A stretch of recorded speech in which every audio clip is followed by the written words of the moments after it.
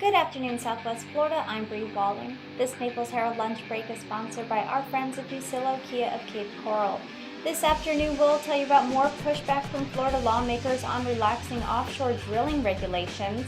A study examining the gender wealth gap shows a difference of $1 million over a lifespan, and more. Today is Monday, April 30th, and this is the Lunch Break. Members of Florida's congressional delegation from both sides of the political aisle denounced a White House proposal they say would weaken offshore drilling regulations. The Interior Department labeled the proposed changes to what is known as the 2016 Well Control Rule as a common-sense approach which could reduce unnecessary regulatory burdens while ensuring that any activity is safe and environmentally responsible.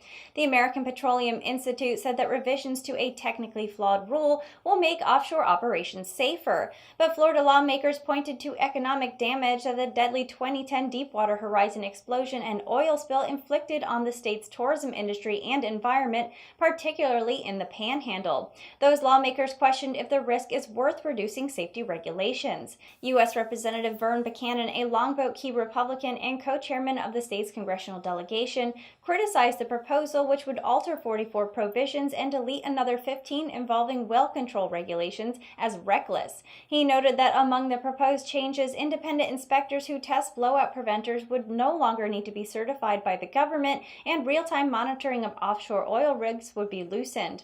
The comments from lawmakers were spurred by the Interior Department submitting the proposed revisions to the Federal Register, where the changes will be published next week. The move kicks off a 60-day public comment period.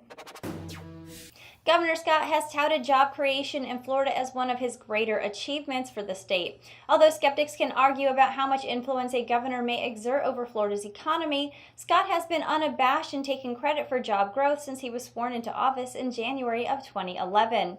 In his monthly jobs report last week, Scott cited more than 1.5 million jobs created in Florida since December of 2010, including 167,000 private sector jobs in the 12 months ending in March.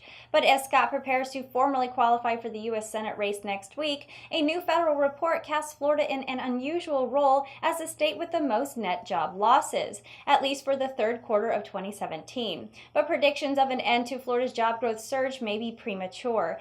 Economists say the blip in Florida's job growth can be attributed to the impact of Hurricane Irma, although the fact that Florida and 26 other states showed net job losses in the third quarter of 2017 may also be a sign of an economy reaching full employment that would bring a natural slowdown in job growth. In the quarterly report on business development dynamics by the U.S. Bureau of Labor Statistics showed that for the first time since 2010, more jobs were lost in the national economy in the third quarter of 2017 than the number of jobs created. And Florida led all states in the number of net job losses. Still, analysts insist the Florida economy is strong and the labor market continues to do well, and they don't see any real concern with the report's findings. A new Merrill Lynch study suggests the difference between men and women's financial resources across their lifetimes, including earnings, investments, retirement savings, and additional assets, or more commonly called the gender wealth gap, is over $1 million. Mitch McClendon, resident director at Merrill Lynch Wealth Management in Naples, believes the key to reducing the gap is education, saying the more educated women are on investing and finance, the more financially independent and successful they will be. A new Merrill Lynch study called Women and Financial Wellness Beyond the Bottom Line found that 70% of women believe that men and women have a fundamentally different life journey, reinforcing the need to better understand women's financial lives. While women do care about the performance of investments, when it comes to investing, about 2/3 of women look to invest in causes that matter to them and not necessarily what will net the most return. The study also shows contributing factors that led to such a huge gap is the fact that 1 in 3 mothers who return to the workforce after caring for children say they took on less demanding work, which resulted in lower pay, and 21% were paid less for the same work they did previously. Additionally, women on average live 5 years longer than men, relying on formal long-term care in later years, likely with higher health costs than the average man in retirement. For more information on the study, read the full article on naplesherald.com. And that was the lunch break for today. I'm Bri Walling. For your twice daily news fix, head over to the Naples Herald YouTube channel and subscribe.